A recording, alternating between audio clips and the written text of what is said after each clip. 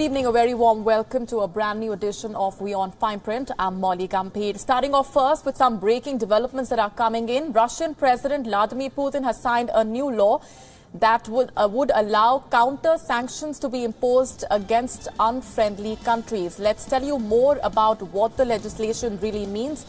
It essentially gives the president, among other things, the power to sever ties with unfriendly countries and to ban the trade of goods with those countries. However, it has been watered down since it was first conceived by lawmakers in response to the new round of US sanctions on Russian businesses. Lawmakers initially proposed large-scale restrictions on US goods and services, ranging from food and alcohol to medicine and consulting services. So that's Putin's counter to the US sanctions that's coming in. Let's go straight across now to Lucy Taylor, WION's correspondent, joining us from Moscow. Lucy, if you can help our viewers understand to what extent the law has been watered down.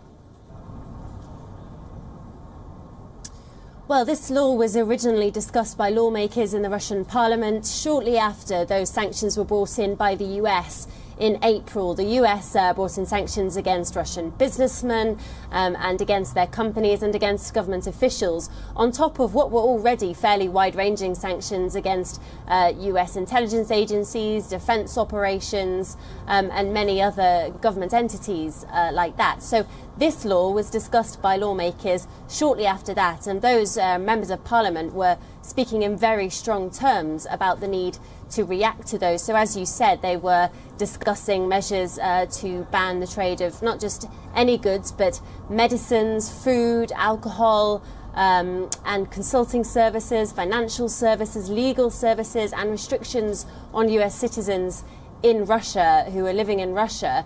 Not all of those have made it through to the final bill, though. The system in Russia is that legislation is discussed 3 times in the Russian parliament before then being passed on to the president to sign. So what he has signed is a watered-down version, which, as you said, means he has the power now to restrict the trade of some goods from unfriendly countries and to sever ties with those countries, perhaps the US, as this has been discussed in response to the US sanctions. It doesn't mean, however, that those sanctions will be imposed immediately. This just gives him the power to do so, and we will now wait and see whether he will choose to do so and to what extent he may choose to impose counter-sanctions against the US in the next few weeks, months, or beyond that. To what extent is this a message specifically to the United States? The name, of course, says it all. This is a counter-sanctions law per se. Where does this really leave the ties between US and Russia? Well, I think it certainly is a message to the US. I believe that in theory this law could be used against other countries, but it was brought in shortly after the US has imposed its sanctions, as I said, against Russia.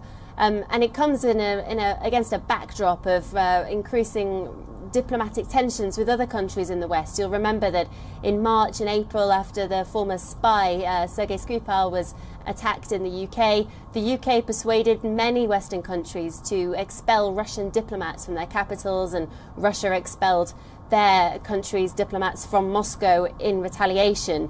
So that's the backdrop to this law. But this is specifically a message to the US, saying, don't necessarily think that you can impose these sanctions without retaliation. Russia now has the power to impose sanctions in return. So certainly a message, and it doesn't necessarily leave relations any worse than they were, but it's a message, and it doesn't necessarily improve things either. All right, Lucy Taylor helping our viewers understand the latest sanctions that have come in on part of Russia. This, of course, is a way of Russia getting back at the United States. The new sanctions ranging from goods and services. Lucy, as you were also pointing out, this is, of course, a change from the earlier law. So do we expect the other areas that were being deliberated upon, were being discussed upon, to also be considered at a later stage? Well, I think the legislation that has been signed today is still fairly wide-ranging and open, so it does still give the president the power to introduce sanctions against a number of different categories of goods and services. The previous form of the legislation that was going through Parliament was just more specific about what those categories may be. Now, it may be that they choose to pick that up and revisit that at a later stage. There was also a second part of this legislation which was discussed, which would which would penalise Russian companies or companies which were seen to comply with those US sanctions. But there was a big outcry against that from Russian business and from other partners, which said this would make life very difficult for businesses which wish to work both in Russia and in the EU and the US. So some of the reason that these have been watered down or dropped entirely is because of protests from business, which say, yes, you want to send a diplomatic message, but don't make life difficult for the Russian economy as well. And President Putin himself spoke out and said that he felt it was important to support the Russian economy and Russian businesses in their international business around the world. All right, Lucy Taylor helping our viewers understand the ramifications of these counter sanctions that have now been imposed by Russia. A strong message coming in for the United States from the Russian government there. We're going to leave it there for the moment, Lucy. Thanks very much.